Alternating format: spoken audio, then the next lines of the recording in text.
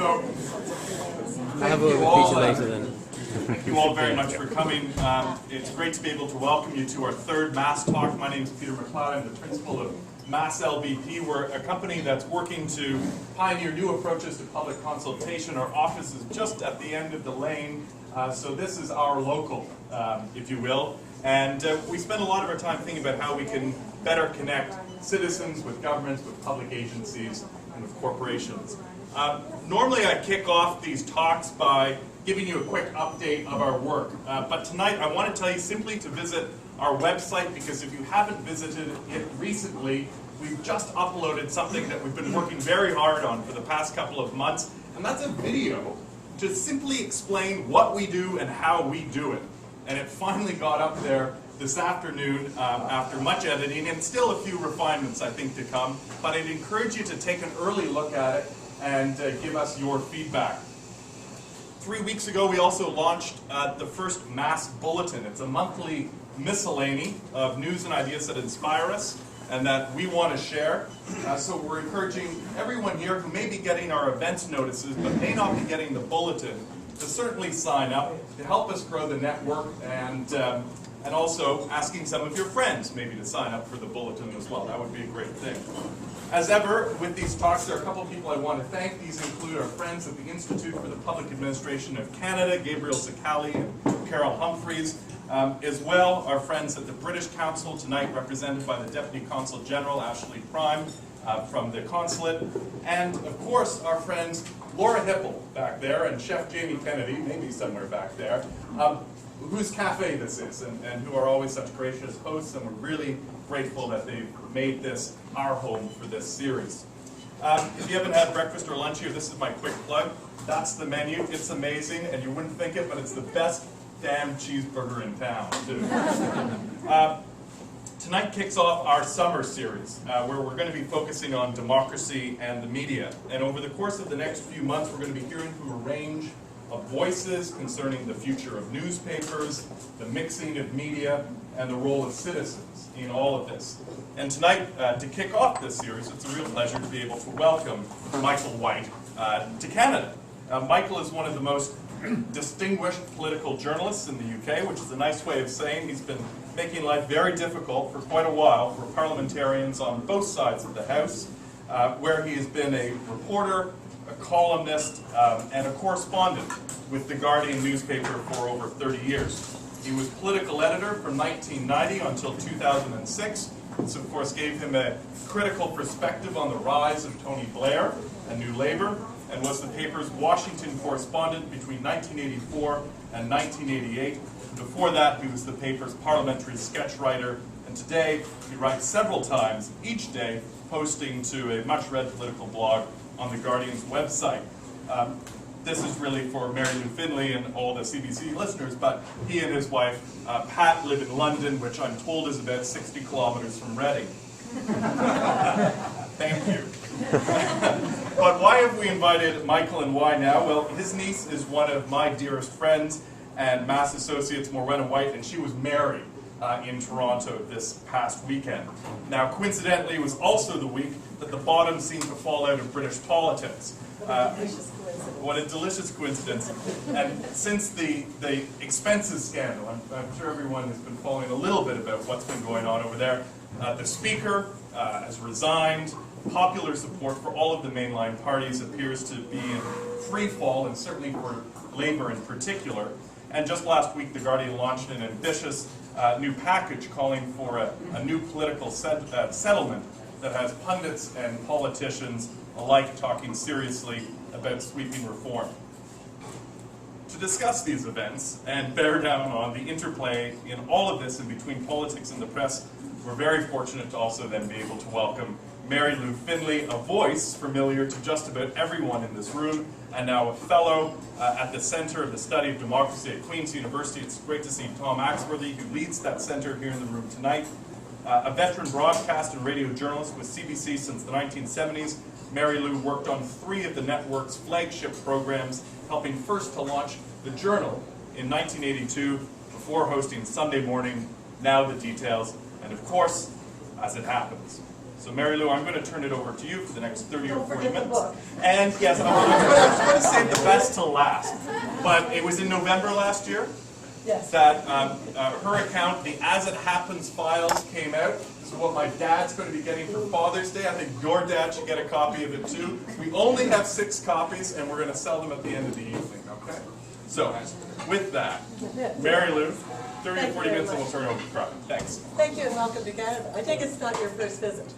Oh, no, indeed. I've got connections going back 40, 50 years. I had an aunt who had no children and a great deal of energy, who ran a girls' camp, a place called Mayakonda on Lake Washkesh, and I will be disappointed if nobody in this room knows. Okay. So I first came here in '66, and I was the chore boy on the girls' camp. So, there. And you just succeeded that with a number of delicious jobs. Again. So our little talk has been... Not killed any raccoons since. You can come over to my house after. I'll supply you with arms. I thought we would start off because our talk has been titled the End of New Labour or something to that effect, number 10, Parliament and the Press and Barrel. So, Michael, you fill us in on a little more on the detail of the MP scandals. Is it as bad as all the press are making out, or is it worse? Of course it's not as bad as the press are making out. You don't need me to tell you that. It's serious, it's very serious, but it's not, as I read in the New York Times on Sunday, it's not 1832 or 1789 or even 1776. What's happening? If I stop, it's because I'm distracted by the menu. Would you like a coffee? That Trumpour's Mill Pinot Grigio. Anyway, what's happened here, and that would be interesting for people to tell me the comparable situation in Canada, because for 30 or 40 years they've been facing a difficulty of how to raise elected federal politicians' salaries, by how much, and who would decide it. And for 30 or 40 years they've been ducking it.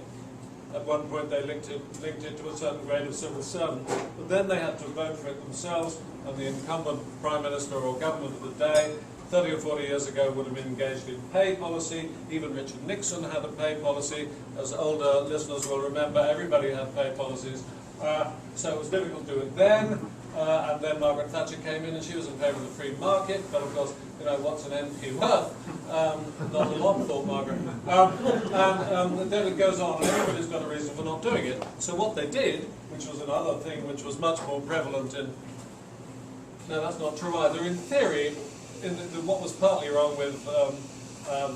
this is Thatcherite theory, that expenses were used to distort market realities, and company cars, and take it on the expenses. And I was about to say she got rid of that, and then I realized the absurdity of what I was about to say when we've examined the remuneration of the banking fraternity, except in this country. Our banks are solid. We think. I'm sure that they'd have found them out by now. Anyway, so you had a cumulative system where governments ducked difficult decisions about what you pay your politicians. Us get paid $63,000 a year, which is slightly shy of 100,000 Canadian dollars on account of the Canadian dollar doing so well at the moment. And the encouragement was to take it on the expenses. You bring that into collision. The encouragement was to take it on the expense. Yeah, tacitly understood. Generous expense account. Yeah. And no bills, which doesn't even happen in journalism anymore. No does it? receipts required? No, up to I think 250 sterling, which is you get a lot of lunch for that sort of money. Get a lot of lunch in here for that sort of money. So you had that trundling quietly along and developing and expanding, and new allowances. Mrs. Thatcher, for example, changed the rules by which you could claim rent for a second home in either in the constituency or in London. You designated one or the other. The devil is in the detail with all this stuff, you see. She said, well, you can charge a mortgage too, because she was in favour of home ownership. You remember them? Okay. But of course, that was before the great house price boom. So 20 years later, you're talking about real money. And one of the things which has caused trouble in the last 2 or 3 weeks is the redesignation of one property as the primary residence for what is essentially capital gains tax purposes or other purposes, or because you needed new furniture. Most people, so far as I can tell, have behaved reasonably well. I'll come to the problem of how it's come out in a moment. You have that culture about salary and expenses colliding with the kind of stuff you can talk about in your sleep, which is openness, transparency, accountability, citizen juries, citizen referendums, and all that stuff. You've only got to be here 5 days, whatever it is, to realise that cars stop at the junction, and people show you the way without being asked, and you have citizen juries and stuff. And even if they are vetted by the police. Yes. That coincides with freedom of information, which I know you had before us, because we came over and checked yours out. So Tony Blair, the Labour government, which is now in terminal decay, introduced the legislation which has led to what's happened in the last couple of weeks. Except the reason the Speaker was pushed was not that he was particularly venal in flipping houses. The new verb of the moment is flipping, or charging for lunch. It was because he allowed himself to be placed at a period of protracted litigation in which members of Parliament, for reasons which have become painfully apparent, resisted the extension of FOI disclosure rights to their own expenses on the grounds that it was dangerous, intrusive, trivial, and indeed a lot of it has been trivial. I'll come to that in a minute, the plastic carry bag. And they lost in the courts, as they inevitably would, and the several million items of expenses were in the process of being examined, signed off by the MPs, and slightly redacted. Do you use the word redacted? Edited usually. But Yeah, redacted is a $2 word. When you're hiding something, you use redacted. That is exactly the sense it's used here. When I see redacted in the newspaper, I mean, they were masking something else that they didn't want people to know. There's a nuance there. I'll take that nuance home. They were in the process of being redacted and edited with a view to issuing them in early July, and it gets colourful at this point. What turns out, since I've been here, to have been a former member of the SAS who had some security role in protecting all this data. The Labour government passed data protection legislation as well to protect all of us. He touted around Fleet Street for £300,000 sterling. Murdoch's papers, The Sun and The Times, for reasons not at all clear to me, turned it down. And so far as we can see, the Daily Telegraph paid what is probably just over about $100,000, very well invested, to get it. And they have been processing it on their own. And for media people in the room, what is astonishing about this event is that nobody else has the means to test the veracity or lack of what's being pumped out by the Telegraph, and nor do the politicians have the means to say, this is getting silly, let's get it over with, let's tip it all into the public domain, and then they can all have it, and they can all, it'll all be over in 2 or 3 days. This is drip, drip, drip. We're into the 3rd week. Some of it is repetitious, some of it appears to be mildly racist, a bit of gay bashing on the way, none of this is perfect. And David Cameron, the Conservative leader, progressive Conservative leader, as you used to say, has probably been given a bit of an edge, but the Telegraph's a Conservative newspaper. Maybe they should do that. And they started off on Brown, and the case against Brown collapsed. It's an unusual situation that press people, television, we've all lapped it up, of course, but nobody stopped and said, is it true?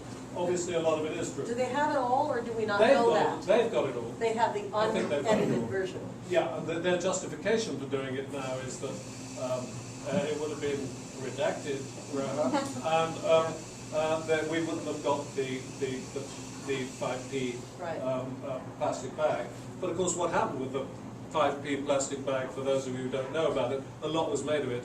Parliamentarian charges 5p for a plastic bag. What I suspect happens was, he goes to IKEA, he buys something, he puts it in a plastic bag, and nowadays, good environmental policy, they charge you for the plastic bag. So it's a good gag, but it's probably a misleading good gag. It wouldn't be the first time, I know that. So at this stage, though, you don't know how many politicians may have been Is it the overly iceberg? generous. Is it with the themselves. iceberg, or is it the tip of the iceberg? And nobody I knows. know. Now, the speaker resigned, and at first I thought perhaps he was held to be responsible for this. I mean, is he Well, overseeing expenses? Is he in charge, is his department, his bureau in charge of overseeing? Well, he is normally in charge, the chairman of the House of Commons Commission, Yeah. which runs the building, as I imagine the case is in Ottawa. And these are rather, even by the standards of departmental and governmental bureaucracies, a bit slow and a bit tired. And you'll probably know also by the fact that some of them wear black tights. This is the blokes. Just for slow learners. Wouldn't have mentioned it, it'd been the women. And the speaker is normally in charge of that. And as I said a moment ago, he led on his Resistance. behalf to fight it in the courts. Yeah. He was unpopular for a lot of reasons with some members, and always had been. He's a working class Catholic from Glasgow, former industrial, and that hits a lot of buttons with people who aren't working class Catholics from Glasgow. So they got him. No, they got him in the end. Yeah. Really. Some of them wanted to get him. But on the other hand, you could say he was our old friend the scapegoat. Okay, so this in and of itself, perhaps, doesn't bring down a government or say that the world has gone to hell and everything is it's all corruption now, or does it? Well, I mean, I would characterize it as unusual, partly because of what it is, and people like it, and it's in one newspaper trailing it out. But it's also, you can lose a prime minister or a minister, you can lose, a party can have a crisis, a government can have a crisis, you get rid of the individual, the party, the government, replace them with the other lot. This one is tricky because they're all tainted in varying degrees. And some people we like have come out of it well, and other people we liked have come out of it badly. I said to somebody this morning, it's a bit like finding your best friend who's been sleeping with a nanny. These things happen, but you'd rather you didn't know. It's an institutional crisis. It goes to Parliament, that affects all the parties. And we have You don't even mention the Lords. well, it's more complicated. Their expenses are much lower. They don't have salaries. No, I was thinking of them buying their votes. Yeah, a bit of that. I think that's a sideshow, Mary Lou. I think you should be disciplined. I think we should stick with the main issue. Of the I time. thought the main scandal was overshadowing the Yeah. resignation of two Lords for selling their votes. Well, they'd only talked about doing it hypothetically, okay. but they were deemed in 2 out of the 4. They were deemed to have impugned or failed the test of personal honour with the various personal honour. So they were suspended. They didn't fall on those swords. But let's leave them. We'll come back to them, as we say. So you've got an institutional crisis which affects all the parties at a time when right across advanced industrial democracies of the G7 and beyond, there is widespread and familiar disaffection with politics and politicians. You've only got to read the papers here for 3 days to Isn't there recognise. always? I think it's worse. It's worse than when I was your age, when you had. You weren't as disaffected when you were her. No, but I'm naive. Maybe our elders were. I've grown to the view that it is better to be trusting than suspicious. Yeah. It's better for your health, for one thing. No, it's got disaffection from mainstream politics for a whole variety of reasons. Decline of ideology, managerialism, And since... Brown is not a very charismatic No. chap. No, how long have we been talking before we mentioned his lack of charisma? In a way, I suppose, in Canadian terms, Australia's got the same. In Canadian terms. It's the He's a glittering star. I won't have it. For one thing, he's a Scotsman. I said to somebody at the wedding, why have your banks done so well? And he said, well, because they were founded by cautious Scotsmen. And I said, well, so was the bloody Royal Bank of Scotland. And the other bank, two of the big ones which gone down. And he said, yes, but ours were founded by cautious Scotsmen, are still Scotsmen. Anyway, and I was struggling to say Paul Martin, the finance minister who thinks he can do better than the Prime Minister. Used to. Yeah. He's Yes. now an ex-prime minister. Yeah, I know that. Yes, I know okay. that. Yes. But it's you common. mean he's the equivalent It's of? that was when you last interrupted me. That's what they did. The Canadian point is that I mean, it happened in Australia too. The finance minister who thinks my job is really difficult, his job is just pouncing around on television. I can do that and add a bit more, but it's not like that. No. So it's that sort of thing. Well, if it should be the time, is it time for Labour to lose, do you think? I mean, they don't look as though they're very healthy at the moment. No, they're not. I mean, I've taken as probably to lots of people here, not everybody, there was a sort of Manichaean view about politics which says the other lot of bastards, criminals, moral degenerates, and our lot are all right, basically, even though they've just screwed it all up. And there's a sort of cyclical view which says you have to change. And governments of all parties run out of luck, run out of people, run out of excuses, run out of energy, run out of money, run out of... Integrity. Yeah, a bit of that. Yeah, that too. But the bad things happen. They always happen. You know, if you're going to have representative government, you're going to represent a lot of shits as well, aren't you? And it's only fair that they should have representatives. I never thought of it that way. I think A jury of your peers, I think a you'll find- representative government. Think of it that way, I think you'll find it helps. So this government has been in power since 1997, when one or two people in the room were too young to concentrate. And that's a long time, that's Yeah. 12 years. You know, George Washington was a smart fellow, 8 years was enough, and he was powered by the end of it. And that's generally true. In Europe in the early 90s you had three very dominant political leaders, our own Margaret of course, François Mitterrand, by the time he stepped down, she was pushed out after 11, Mitterrand went on to 14, and Helmut Kohl in Germany, 16 years as federal chancellor.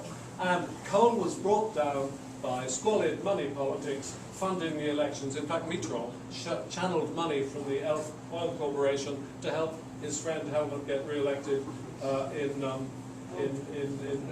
they finished him, Mr. Clean, who lived in a suburban house with Mrs. Clean. And on one famous occasion, Margaret Thatcher, he told Margaret Thatcher, they were in Salzburg for some reason, that he was too busy to see her, and her chief of staff had to take her out and keep her entertained. So it was always very difficult to do with Mrs. Thatcher. She wasn't working, she wasn't quite sure what to do, go home and paint the kitchen. And he took her into an expensive cafe, and there, sitting under the table, was the federal chancellor with a great pile of cakes, as usual. He had to turn her around and take her out. Why did I say that? Because 11 years, 14 years, 16 years, and they all ended in disaster. And that's what always happens. And it's true of governments. The British Conservative government of 1979 to 97 went out in ignominy, and it looks as if this lot are heading for the door. So what should we look for in David Cameron and the Conservatives? He's a nice boy. You reach an age where they're all younger than you are. Have you reached that age? Are you older than the Pope? I've only got the Pope and Fidel Castro left. Berlusconi. Fidel's faded. No, I think Berlusconi's 72. Yeah, I've forgotten him. I don't really count him. I was looking at comparatively respectable figures. Former members of the Hitler Youth. Yes, Berlusconi. Yeah, no, he's not. No. Come to him later too. As eventually, with any luck, with the police.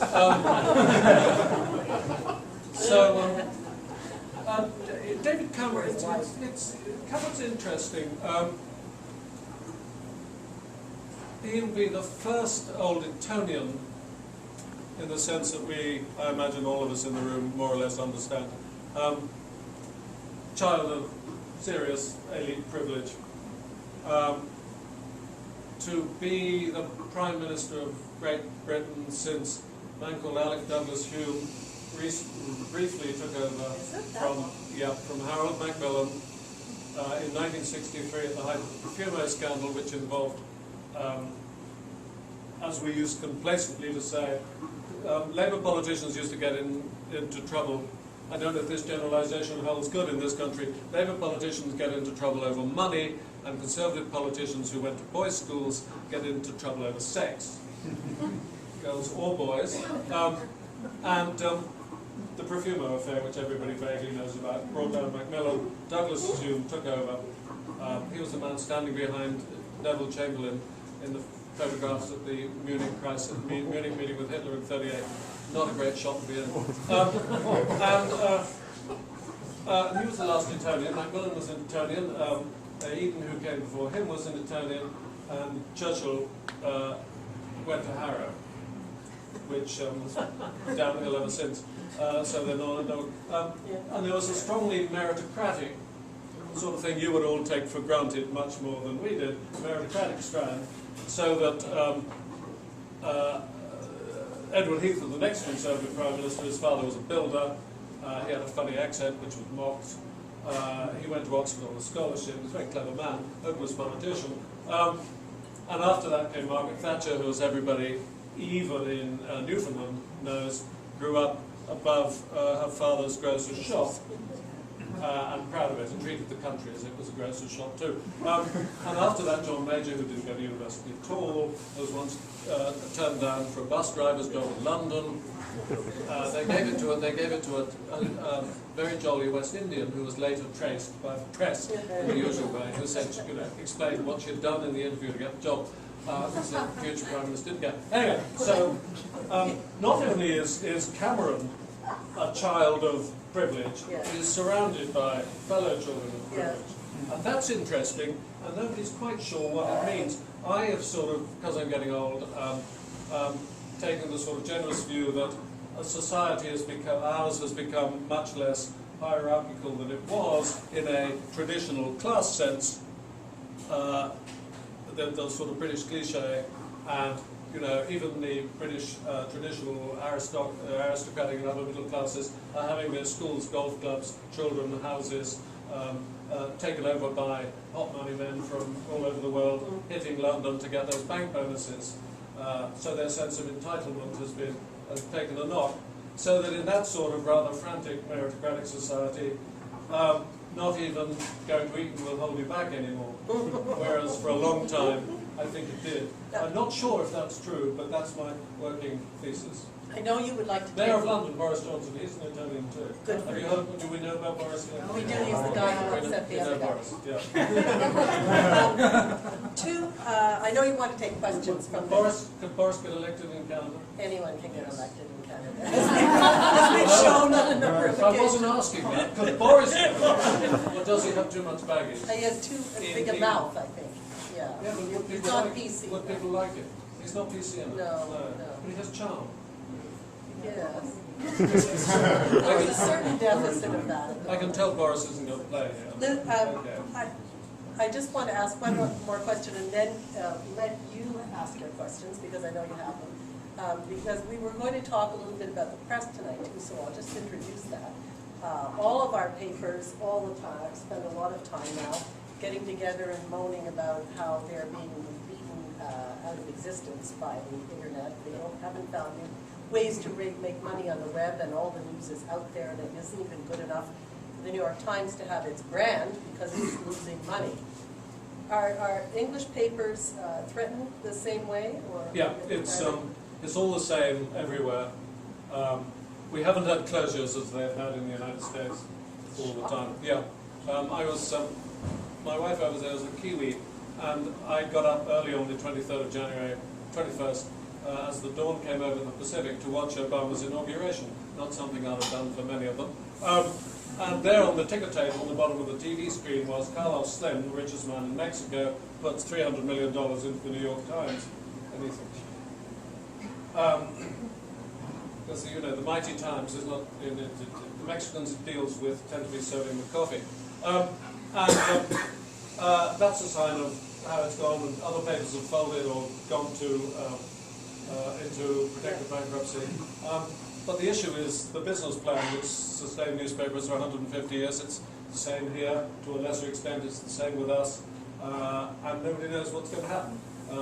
People used to buy newspapers and for the adverts or the news or the crossword. Yeah. And now they don't, and the advertisers have gone to the net, but you don't charge as much to advertisers on the net, and you can't charge the users of the net. Content is free, that's the dominant dogma of the moment. Rupert Murdoch spoke the other day about finding ways to charge. The Journal has certain reserved services, so does the FT, but they're niche markets. They're financial newspapers, and people are willing to pay money for money. So nobody's found their way out of it. How to monetize the internet. Yeah. The Guardian has an enormous internet service, which probably some of you know. But it's paid for by, do you use this expression in this country for the woodpulp? Dead tree newspaper, dead tree media. That's me. That's the press. That's That's the- the yeah. ones, I Yeah. still buy them for the crosswords. It's so loyal. That's old time. And, you know, there's a deathly silence come of, well, nobody knows what's going to happen. Yeah. And the gloomsters say, well, all the other work. And then what is the internet do, since it's essentially parasitic upon, Those newspapers. yeah, Well, so there has been talk about if they withdraw their services from the internet, but they all the brand names have to do it. And then, is that legal? It's like, well, you come, It's like, you okay. know, it's rather like saying we won't report the MP's expenses story. Technology Yeah. Technology Makes it drives impossible. media. Yeah. 10, 15 years ago, we'd have been talking about cable TV as breaking up conventional terrestrial television, destroying their markets, And which it it, did. which it has done. Mhm. I mean, I don't know what this. I mean, it's certainly done in the United States and corroded here, but not so dramatic, because CBC is publicly funded. Yeah. Using the word funded rather than I should have checked this point. It's somewhat funded. Do you have a license fee? No. No. Should you have a license fee? Yes. Okay. Some things in life are theoretically impossible to justify, but work in practice. And the license fee is one of them. Yes, yes. And we still, but it's under a lot of pressure. The CBC is funded by grants from Parliament when they choose to give it. When they choose to, it's like politicians' salaries, when they choose to do it. Yeah. Okay. Well, I'm sorry to hear that. I wouldn't have mentioned it if I'd known. But public television in Canada is in much better shape than public television and radio in the United States. Yes. I say There is no- I say the BBC is Yeah. NPR with money. Yes, Yeah. yeah. And they waste it, of NPR course, but they is- do have a lot is of it. doing- Yeah, yes, Income stream of $3 or $4 billion a year, the BBC. yeah. And one of the subplots is that all my friends on the London tabloids say, Mike, you hopeless old pinko, one day you will have to admit that the BBC's website is unfair competition. Why should the BBC, they say, why Right. should the BBC, using license payer money, Yeah. compete in the new medium with the overwhelming global resources of the BBC, both words and pictures? Yeah. I mean, we have words, but we're a bit weak on the Right. pictures, and pictures is what generates such advertising as there is on the net. And what's your answer? I don't have an answer, I'm 63. But it's serious, and it's part of the problem. Yeah. You know, we love the BBC, but it's a tricky one, Yeah. tricky one to justify. Yeah. Because they have far and away the most hits, of course. Why shouldn't they? They're fast, they have fast staff everywhere. And they, you know, you can't get serious copy onto the BBC News editor because it's dumbed down like everybody else's, except in Canada. Yeah, I like to think of yours as more serious. it is a little, it's a superior place, yes. That's the way. Is there anyone who would like to throw out a question? Yes, Rohan. So the expenses scandal caused quite a lot of stir in North America, both in Canada and the United States. Jon Stewart on The Daily Show addressed it, and it's and not only because of the comedic possibilities, but presumably because he thought there was something there that was worth commenting on. My thought, my speculation is that this is because this has struck a nerve with the rest of us even here, even though we have no personal stake in what's going on in the UK politically. Do you have any comment on that? You know the Daily Show. Yeah.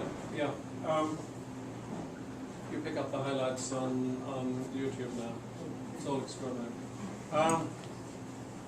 Well, it's natural that other people, schadenfreude, other people everybody enjoys somebody else's discomfort, especially if they've been lecturing you on their superiority for several centuries on 5 continents. So, and Antarctica. So that's okay, you take your lumps. Objectively, you could say, rather like the Europeans say about an Anglo-Saxon sex scandal, what's the big deal? We're not talking proper money here, are we?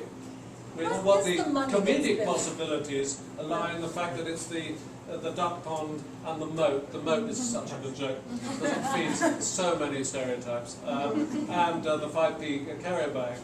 But it's not real money, not if you're not making the kind of money which Dick Cheney and Halliburton made out of looting Iraq. Or Brian Mulroney made out of suing the government. No, is that serious? I'll ask you about that later. Okay. Is it serious? It happened. I suppose what I failed to say earlier was that this is causing a lot of trouble among voters already disaffected at the tail end of a government. I nearly said the fag end. At the tail end of a government which is on its way out anyway, very probably, and we haven't even mentioned the recession, but hey, let's keep it trivial. When the crisis has been used, well, the Conservatives say we can solve it by having a general election, but they won't do that, at least I don't think they will. It's been used for everyone who has got a constitutional agenda, personal, collective, structural, whatever. People are in favour of proportional representation say this wouldn't happen if we had properly accountable, responsive PR parties, to which one says, where do you want to start? Ireland, Israel, Germany, Italy? Hey, Italy's just gone back to PR under Berlusconi. That's prince among men. Everybody says this is the time to do what I want. But there's no evident consensus that this will happen. And I imagine the expenses and pay thing can be relatively easily fixed. And if the politicians have any sense, they fail to achieve a consensus on expenses. They fail to achieve a consensus much more destructive on party funding. Party funding's been nationalised in this country, basically. You pay for most of it, don't you? Yeah, not quite. I thought you could still raise money. At home, they're stalemated on party funding reform for years. The Conservatives want to screw the trade unions, who are Labour's paymaster, and Labour wants to screw the prospect that no, corporations are out of it. Well, they're out of it. It's rich men, of which in the last 20 years we've grown quite a lot. Again, after being unable to do so for some time. So, but if they're smart, they'll get a quick consensus on the two things which are causing most of the grief. MP sexism, the moats, and party funding, and it ought to be possible. The wider constitutional agenda, I'm rather sceptical about. What I think will happen is we will have a change of government. David Cameron is what I sort of like to call emotionally intelligent. He rarely says anything stupid. And although he reminds a lot of people nervously of Tony Blair in his prime, which is not meant by them as a compliment, although he did win 3 general elections, which is not easy, as Gordon's about to discover, that will be some form of catharsis. The people whose hands have been very deep in the moat will go, either they'd be deselected or kicked out by the voters. There'll be a new government, and the old process of democracy's removal ban will start the process again in ways which you know because you have it at both federal and provincial level. Bifurcated catharsis. Must be so nice. You're not kicking one lot out, you kick the other lot out. Yes, John. You mentioned that, I want to kind of go back to the question of the scandal, the expenses scandal, and the media, and particularly the newspaper business in the UK. You mentioned that the way this has happened, the fact that the Daily Telegraph obtained the disc and has been able to dribble this thing out for a number of 3 weeks now. So I'd like to cast forward, go forward 3-4 weeks perhaps, and say, speculate a little bit about what the net impact has been on the media. So in other words, is this going to change the sort of pecking order of newspapers? Has this really provided a kind of dominant push for the Telegraph, number one? Number two, are people in Canada, people like their scandals as much as you do, but in a way, after a while, they sort of pall, they sort of wane, and people aren't breathlessly waiting for every next detail. Some people are, but most people aren't. And so then they become a bit of a drag on circulation if they go on too long, and you kind of fear for putting them on your front page. So I don't know how. I want to ask you how far you think this can continue. Number one. Number two, whether it's going to have any impact on the print media in London. You mentioned, of course, that London hasn't lost any papers yet, unlike San Francisco or Seattle. But how long can London remain? So this is a two-part question. But how long can London remain a city with as many newspapers as it has, or are there going to be victims?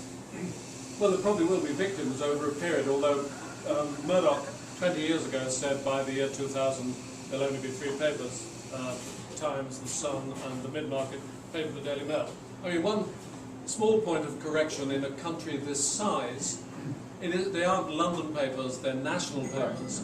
And that's always worth bearing in mind that Britain is slightly smaller than Idaho, except that Idaho has 1.5 million people in it, and we have 60 and rising quite fast. They're national papers. There are too many titles, but there are always too many titles. Up to now, there has been a succession of rich people willing to use media as part of, very often, not pure newspaper, not pure media people, as Murdoch is, but people who have industrial holdings and other interests. The FT is part of a small part of a large conglomerate of Pearson's. It's useful to have a newspaper. Conrad Back said, I used to spend a lot of time in London, but I never had any fun until I bought a newspaper. Then everybody wants to know you, including federal jury and but as to the impact on the media or the Telegraph, no, the Telegraph is owned by the Barclay brothers, who have no talent. They're probably developers who live in tax exile. It's not their taxes the note diggers have been spending in the Channel Islands, which is one of the offshores. And they have a small island of their own where the citizenry recently had the impertinence to vote against their modernisation plans, whereupon they withdrew most of their investment, or at least they said they would. Nice people. I don't assume it'll have much long-term impact on the Telegraph's sale or position in the market. The dominant players are Murdoch, of course, who owns TV stations as well, and the dominant newspaper in many ways is the most visceral of British tabloids, or compacts, as it would call itself, the Daily Mail, which is run by highly intelligent, fairly savage kind of people. Sources close to the consul tell me you don't have newspapers like this in this country. I inferred from what you said it's a good idea. But it's very smart. You can't work in the newspaper business without reading the London Daily Mail. And it's against the natural order of things that the Mail should be excluded from this story. I imagine if they'd been offered it in a bidding war, they'd have outbid the Telegraph, because they'd have known what to do with it better, although the Telegraph hasn't done badly. What happens in 2 or 3 weeks' time getting bored? I'm amazed it's gone on as long as it has. I stopped reading it in any detail about a week ago. It's a bit like your best friend and the nanny. You'd rather not know. And it's detailed. They've done all the good stuff. Today, I checked, what they've done is a sort of, it's less interesting, although it's an interesting nuance for students of politics, that they've gone into the fact that, having dealt with the second homes, the additional cost allowance is a euphemism of choice.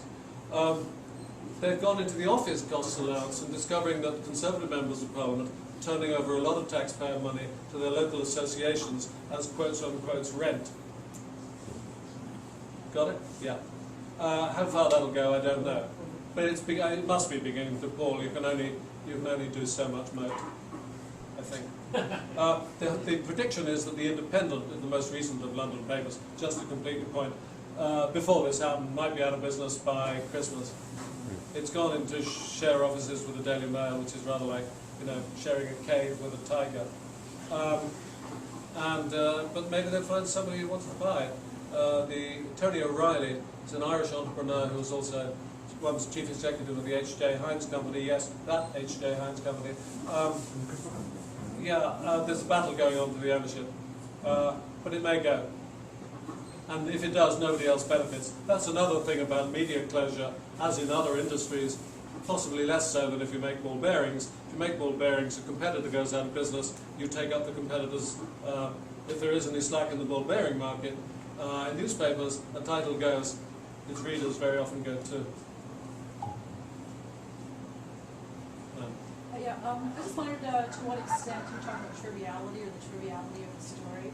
And in terms of, let's say, the media business in the long run, obviously there's the corruption side and everything. But actually, I'm talking about the workings of government and what drives, well, the reflexes of government in these kinds of situations. And you've got a very easy way of, accessing some information that's really quite straightforward, that you don't have to cross-reference, that you can put on a spreadsheet pretty straightforwardly. Then you've got the real workings of government, which are, multiple and complex and many departments and not really very well cross-references. I was wondering how much of the triviality of the stories that we're talking about here, in terms of the numbers and the spreadsheets and the balance sheets or whatever, has really got to do with what you can actually put your hands on, not because the government is controlling the information, but because nobody's really managing the information well enough for people to get the full story. And how much of an effect does that have on citizen engagement in a meaningful way? Yeah, well, gosh, it's always good to have the easy ones. If I've understood you right, there's a saying in government, is there not, that targets and measurements are applied to things which can be targeted and measured. Things which are more difficult are left alone. And that's true with the media. I thought you were making a sly reference to The Guardian. The Guardian has taken all the Telegraph's data and put it up on a spreadsheet. I was looking at it this morning. It's quite interesting stuff. They're breaking new grounds about how you put this stuff out in the public domain. I wish it was for a more noble cause, but having been pioneered in an ignoble cause, let's hope we do it again on matters of hospital outputs. That'd be a good one, wouldn't it? Outcomes, rather. That'd be a good one, wouldn't it? And they're beginning to move in that territory, and I imagine your hospitals have done this for years, haven't they? Measuring performance of individual surgeons or of the team. It's pretty rough justice. Not really? Okay. They have the information, but they keep it private. Right. Okay. Well, okay. Well, the raw information on surgeons' performances is going to throw up an awful lot of information which is reliable, and a lot of it is misleading. If you work in a specialist hospital with a specialist trauma unit, your outcomes are often going to be bad because they end up dead, because they came in almost dead. So it may not be any reflection upon the competence of the surgeon. Like all data, educational data suffers from the same problem. In the UK, when the Labour government came in, it said it's not fair simply to measure a school's performance by the number of examination results at a certain level that it gets. They introduced the concept of value added. In other words, it was how much you improved and where you started from.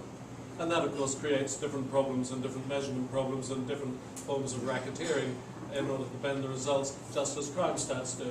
When you measure things which you can measure, then people start producing results which are designed to meet the measurement criteria. Does that go anywhere near answering what you were trying to say? We must be optimistic about the uses of the internet and what the media can do, even when we do dreadful things. I was wondering whether the cynicism that we have has a lot to do with the, basically the interface that the government has with citizens is mediated by the media.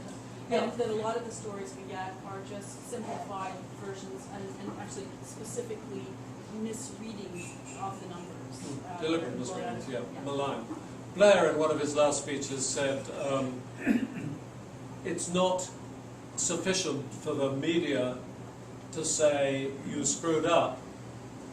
They also have to impugn our motives. That your motives were in some way base, and that's horrid, but it's true. So it's a great treat for me to hear somebody to ask from the floor to say what's usually missing in the discussion of the relationship between the citizens and government in all our countries in varying degrees, media behaves in it, is the mediating role played by the media always writes itself out of the script. Why is the standing of the British National Health Service, spending on which has doubled under this government, of all the things it's got wrong, got a number of things right, usual patchy record like everybody else, but they've raised the game with the NHS, though you would not know so by reading the newspapers. The Daily Mail runs a logo, Our Third World NHS, which manages simultaneously to insult the developing world and to insult the NHS. That's the routine pattern. And it's interesting that, maybe you can answer this for me, the people trying to fight Obama's healthcare plans before he's got them on the slipway are using footage from the UK and well-known critics of the NHS. Why didn't they pick on you? They do. They did. They pick on you too? Yes. Well, aren't we just so parochial? We didn't mention they did it to you too. we read it about us, but we didn't. So what do they say about you? The usual stuff? Oh, yeah, they say that our healthcare system is falling apart, which is what a lot of Canadians think too. And they point out the ways in which it doesn't serve everybody. Yeah. Those are the people who are fighting the reform in the U.S. But Well, it doesn't serve everybody equally well. That's what we boast on. Yeah, no, I got you. No, I understand that point. When I lived in the United States, I was constantly struck by the fact that there would occasionally be schematic double-page jobs in the New York Times highlighting the weaknesses of the National Health Service, which, since it was the height of the Thatcher suppression of public expenditure, were quite serious. But in the same edition of the Times, you would have on page 1, insurance premiums go through the roof. On page 17, poor people can no longer get maternity cover in Georgia, and there aren't any hospitals anyway, and aren't any nurses, gynae people. But you would never get a schematic assessment, 2 pages of the Times or the Wash Post, on the dystopian state of healthcare in the United States, which takes up about 15% of GNP and still doesn't cover 40 or 50 million people. I mean, we all know this, but do they? And they don't. They do, but the people who are making the noise don't care Yeah. Okay. because they have government. Yeah. So, In the world of magazines, it's quite often there'll be right, left, and center wealthy individuals, foundations will support it, keep it going. Is there any room for hope in newspaper journalism or ownership, sourcing of that kind of support? well, newspaper is a much more expensive product. Entry costs are high. As I said a moment ago, there's always been in Britain a succession of rich men willing to buy up failing newspapers. Lord Beaverbrook, when he arrived with his ill-gotten gains from the Canadian cement industry, bought up an ailing product called the Daily Express and turned it in for 20 or 30 years to one of the most important papers in Britain and by extension beyond it. There's a good Beaverbrook Canada story told by a friend of mine. My predecessor as political editor of The Guardian knew Lord Beaverbrook, who would bring in his favourites to have coffee and walk him down the road to buy one of his newspapers at the corner of the street at Piccadilly and say, "How much do you think that building's worth?" And being a political correspondent, my friend had no idea. But the Canadian story was that the foreign desk, in the old days of cable rather than telephones, and you sent everything by cable, cabled the Toronto correspondent, Ottawa correspondent, to say that Lord Beaverbrook was arriving in Fredericton, New Brunswick, his birthplace, 48 hours' time. Please meet at airport. The Ottawa correspondent happened to be in British Columbia at the time, and famously replied, "You go, you nearer." Anyway, the Guardian is sustained in a different way. The Guardian was owned for 100 odd years by the Scott family of Manchester liberal free traders, and underpinned by the cotton industry. And then after World War II, when cotton collapsed, the Guardian could see what was coming, moved to London, became, in your terms, a national newspaper rather than a regional paper, which is the pattern here, such a big country. But in France and Italy and Germany, they're predominantly regional papers. was supported by the profits of the Manchester Evening News, which was a local monopoly. We deplored monopoly in theory, but in practice it was quite handy. And gradually survived and evolved and is sustained today in this economic crisis we're talking about by, of all things, a media group which we bought 20 years ago called Thames Valley Media, which produces a publication called Auto Trader, both in print and online, which does what you can guess it does. It sells second-hand cars, makes about 150 million Canadian dollars a year, and that keeps us going. But it only keeps us going as long as we don't lose more than 150 million Canadian dollars a year. So we're in the same mess, but we're not as acute a mess as we might have been, but for the fact that Auto Trader is still a great product. Our regional newspapers are making, our local papers are making losses, including the Manchester Evening News now. So it's a, it's the same crisis, but in a different way. The ownership of the Guardian, just to complete the thought, was put into a non-profit trust in 1936. So there are no shareholders to kick you to death, and there is no Lord Beaverbrook or Rupert Murdoch. And so far, where's the wood? That's proved a very good thing. But we're in a crisis which nobody knows how it's going to evolve, and we're all looking for a mixture of media which reconciles the difficulties. You know, we blog, we podcast, we make TV, we could put this online, and all the rest of it, but it doesn't generate money. It's not enough. I wanted to ask one more question about you in your own career, and what I wondered if it relates to the press, because I heard somebody from the Washington Post at a conference just after Obama was elected, and he said they rolled off 600,000 copies of the press, and then people were lined up in the street. They wanted another, they wanted the whole paper. They said they would print the front page, and they said, no, we want, and the New York Times was the same. Would you like to be in Washington today covering the Obama presidency? You were there during Reagan? I was there during Reagan, which didn't generate the same sort of feeling. Same excitement? Although, Looking back, as a foreigner living in the United States, you could understand why Reagan got elected. People liked him. And if he came into this room now, which may well, for all I know, be generally disposed against him, he would be courtly and elegant. He liked women, and that goes for 50% of the voters, so you're doing well there. Things like that. Reagan, and very tall, all the things that he was. He got on well with Mrs. Thatcher, which was always a puzzle because the president tended to go to bed at 3 in the afternoon, whereas she was still working at 3 in the morning when the IRA bomb went off in the Brighton Hotel. That's what saved her life. She was working. Can't think of everything, can you, boys? It seemed to be one of the reasons why the Republican right was so angry with Bill Clinton, that Bill Clinton co-opted much of the easy charm and style of Ronald Reagan and harnessed it to a different horse. Clinton too was 6'3" or 6'4". He could talk about anything and was effortlessly charismatic, much more so than Reagan in a way. But Reagan could deliver lines beautifully. Everybody knows that. He didn't always write them. But this guy is of a different order because A, the Democrats have been out of power so long, and B, it seems to be odd and so intriguing about Obama. People who haven't read his book, I'm sure everybody has read his book in an audience like this, the first one.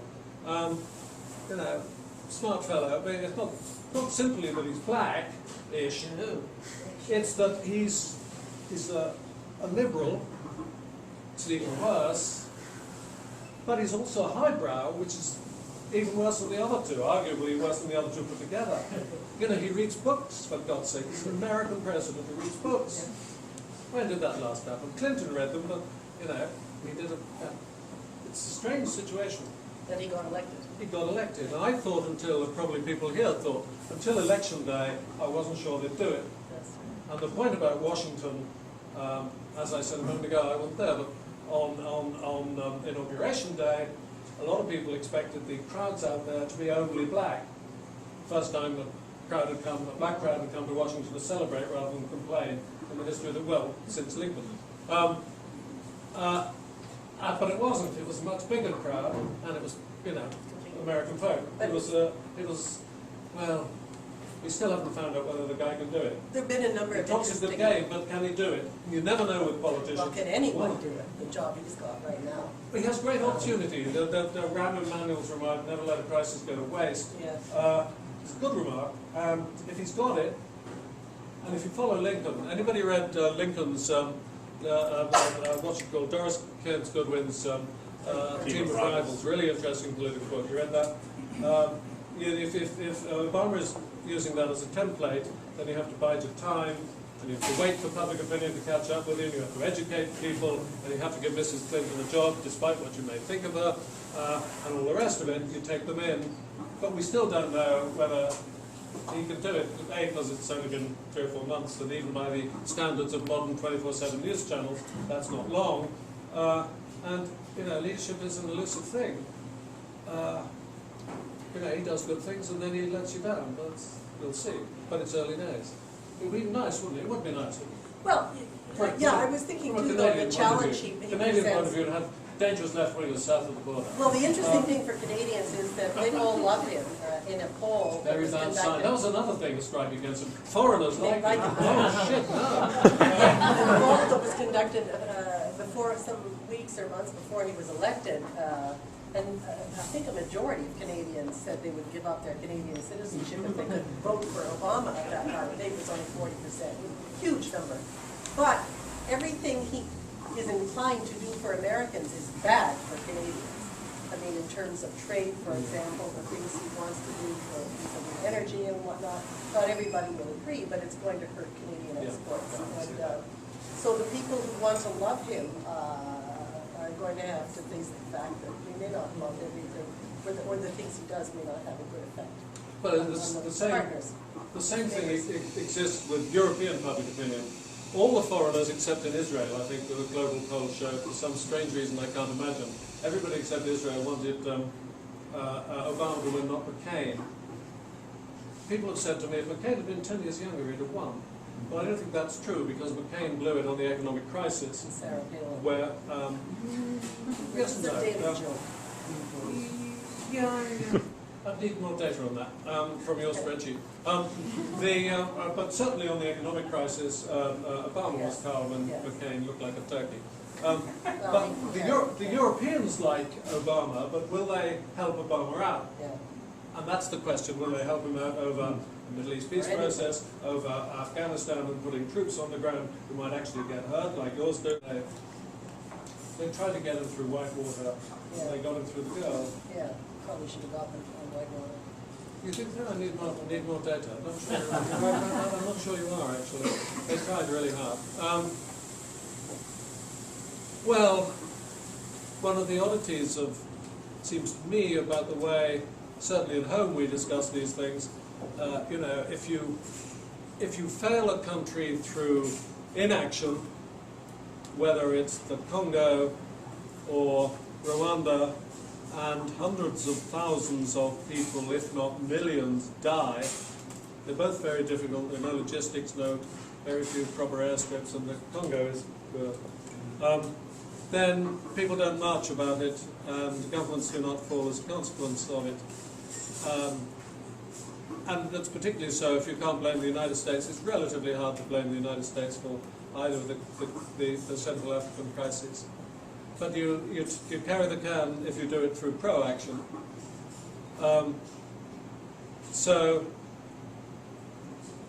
In Bosnia and former Republic of Yugoslavia in the mid-90s, governments in both Europe and the United States, particularly Europe, it's in our backyard for God's sake, failed by inaction and default, and a lot of people were killed.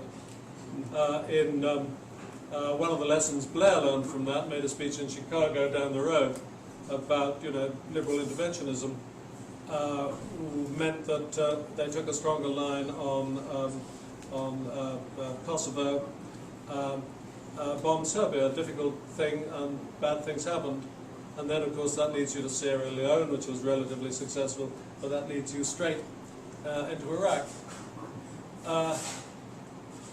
So, I suppose, what would I penned an article on saying, if you're going to do it, you've got to do it properly, and you don't go in and out of countries, and you don't expect them to become like you, because they won't, and they'll win in the end. Short, sharp military action. Sierra Leone's a little country, but they actually did some good there, and things are getting better from a low base, a very low base. But it stopped, as people will know, because we're in Canada, not the United States, you know, they stopped a nasty civil war by the skillful application of professional soldiers with firepower. So things can be done, but done. Well, thank you both. We've covered a Always lot good. of ground.